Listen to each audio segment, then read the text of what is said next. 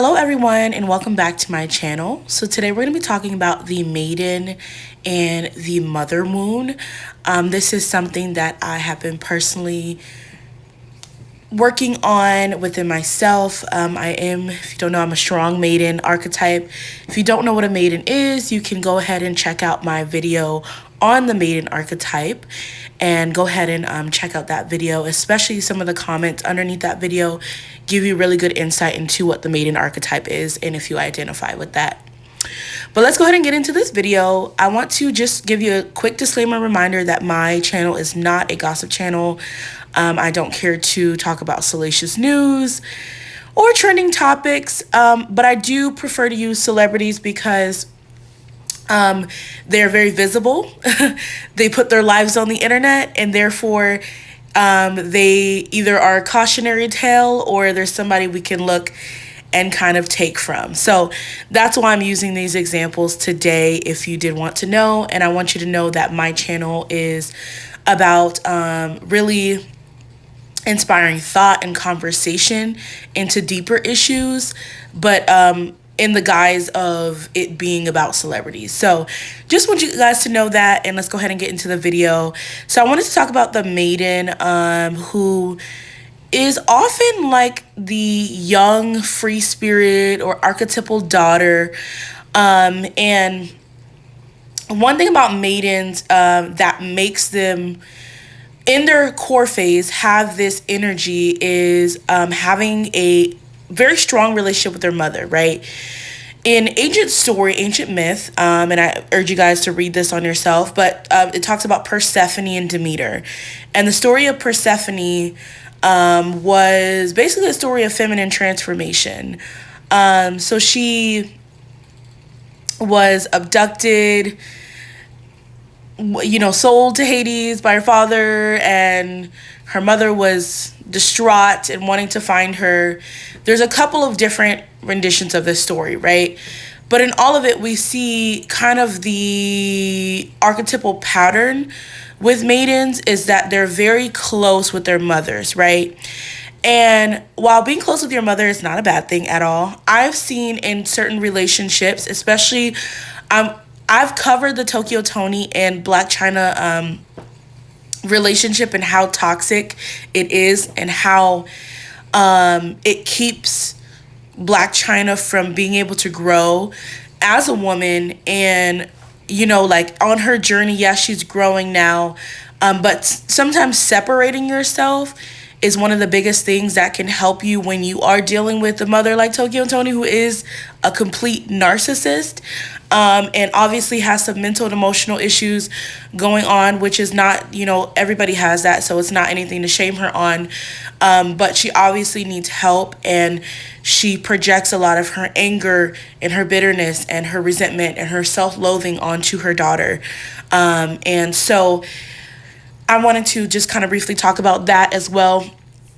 Now, there are the mothers too, like Toni, I think, is like a very overt example of the mothers that are obviously toxic to their daughter's well-being. But there are mothers like Sharon and I don't know the mother, Skai Jackson's mother's name, but those are mothers who are a little bit more covert.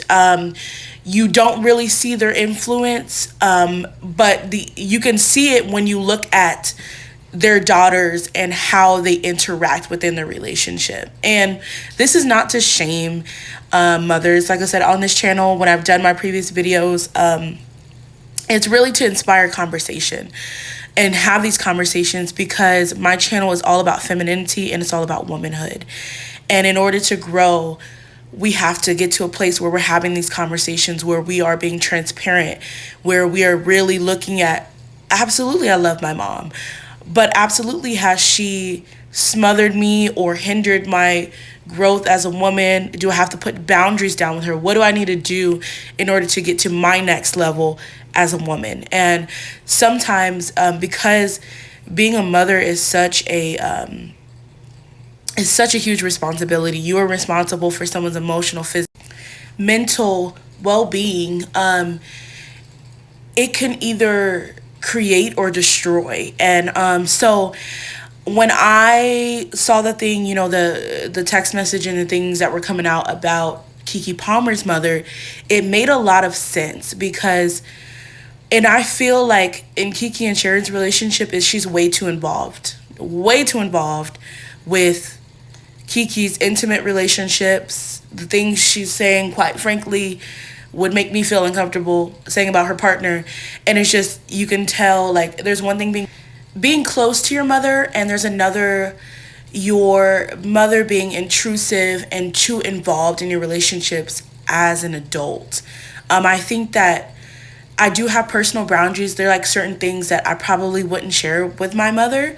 And it's not because I'm not close to her or I don't love her or I don't have a bond with her. It's because as a woman, there are certain things that are none of her business. Like, absolutely. And some of those things are probably my intimate things. And yeah, like, I know that's like maybe, what I would have come to her and talked to her about, like, maybe when I was like 15, 16, right? I mean, learning about, like, for instance, like, about like having sex or like, where that was her time as a young adult as a minor, to give me advice and be like, hey, don't do this, do that. This is what you do need to do. This is how you be safe. Those kind of things. But as Keke, a 30-year-old woman, sharing intimate details, and I'm just going off of what I'm seeing, but I can already kind of intuit and tell that she probably knows way too much about the daughter's relationship, because if you hear the phone call of her going off, she's, talking about private parts and other things that should be none of her business. And so I think that it really made me uncomfortable about Sharon, because there are some others who don't know their boundaries or their limits. Now, I want to say from my personal experience is that somebody having, like, I think my mother's in between Sharon and in between Toni, right? She's not the craziest. Anyways, I wanted to say that from my personal experience, that having, a situation like Blac Chyna, the relationship with her mother is sometimes not repairable. It's something that, like, she's going to have to kind of do deep work to deal with that person, because obviously there's substance probably involved. There's other things involved that are deep rooted in Toni that are probably never going to change unless she's willing to do the work for it. I think I'm happy that Blac Chyna is making a change on realizing that she's not responsible for her mother's unhappiness, or maybe the love and nurturing that she didn't receive. And I do, say that in this situation, that's another thing that maidens will have to start to do. And I've already started my process on it, of healing that mother wound and realizing that you can mother yourself and nurture yourself without your mother. And you don't have to feel abandoned, neglected, and or criticized, because a lot of these kind of codependent relationships with the mother is overly critical. If you have a opinion, if you have if you want to dress a certain way or do something that might be different than the image that she's trying to project on you, and I've dealt with this personally, they will tend to harshly criticize you if you go out of that role or have an identity that is separate from the identity that they want you to have. And I want a lot of people to know that this is not a healthy behavior. It is a toxic, codependent, even, dare I say, narcissistic behavior.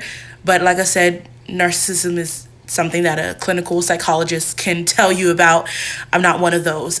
So a lot of you guys, if you guys have seen my maiden video, if you have not subscribed to my channel, go ahead and click the subscribe button for more videos like this.